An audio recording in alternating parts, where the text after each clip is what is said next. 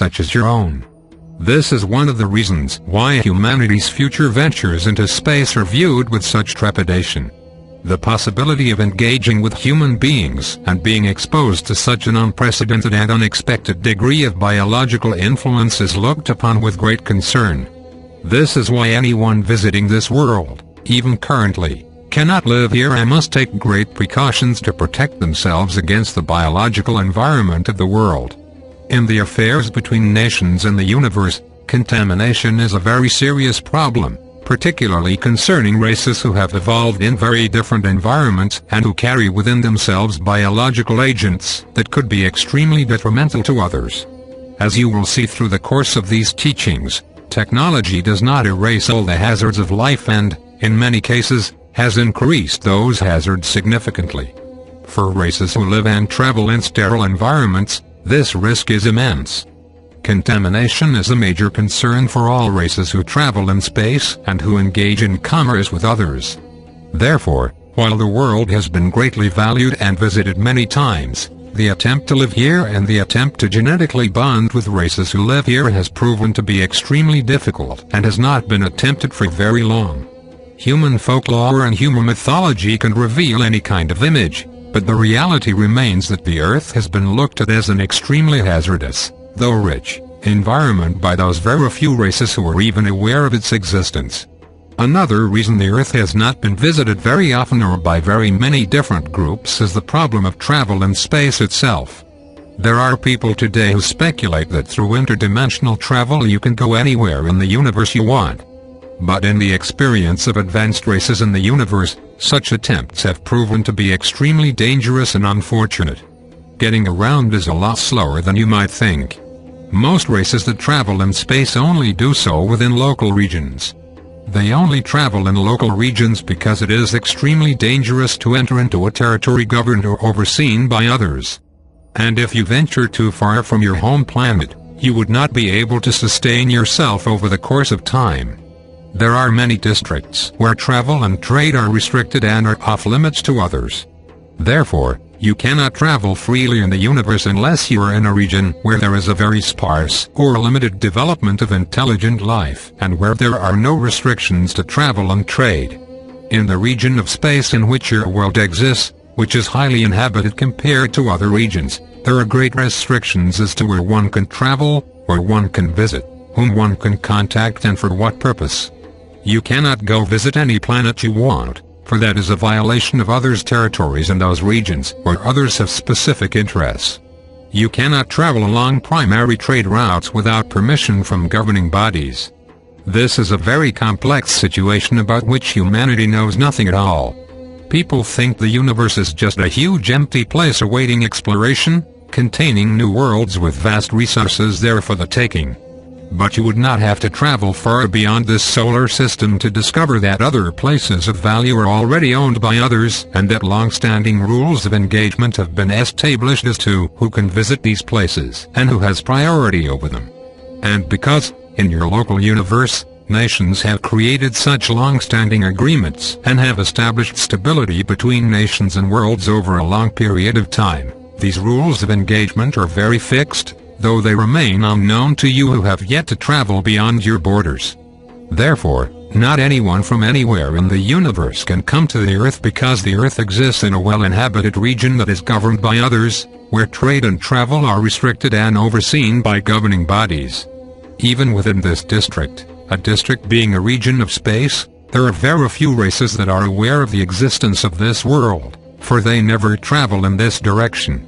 Those who view the world with ambition will not tell others of its existence, seeking not to have further competition regarding the future of this world. For many races who are aware of your world, it is a secret that they keep to themselves, not wanting others to know about the existence of this beautiful, biologically diverse planet, which is ruled by a weak and conflicted set of tribes and groups. As a result, the number of races in the universe who are aware of this world has remained very limited. If your world existed in a highly uninhabited part of the universe, anyone could come here for any purpose and do whatever they wanted. But that is not the case with your world.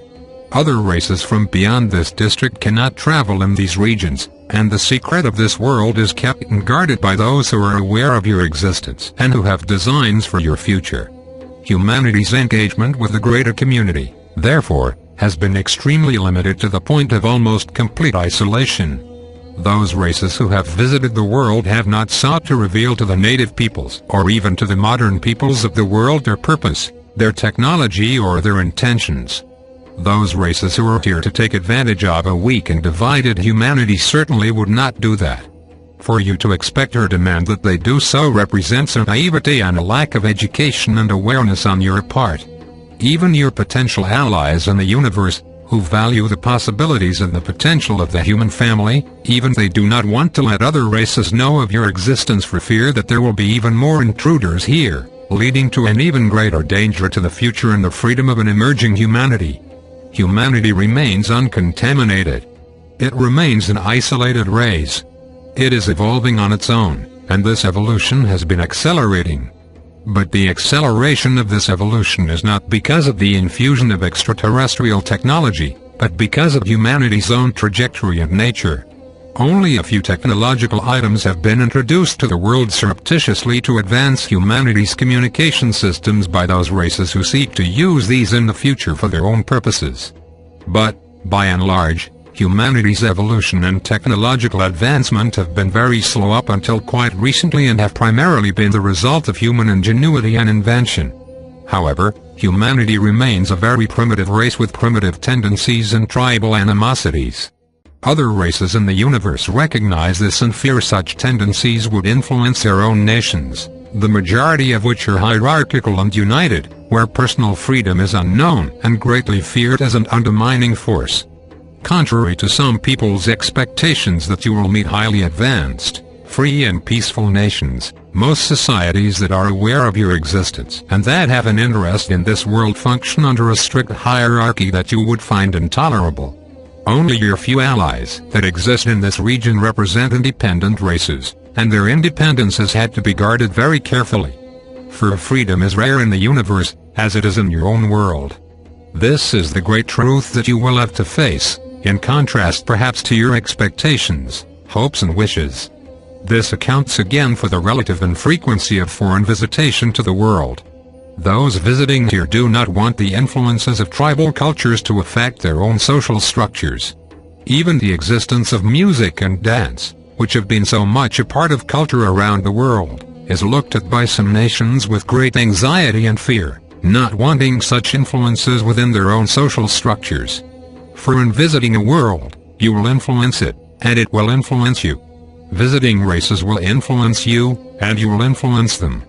And here, influence, even by very primitive tribes of people, has been looked at with some degree of anxiety. It must be understood here that the value of humanity is only regarded by a very few races in your local district of space.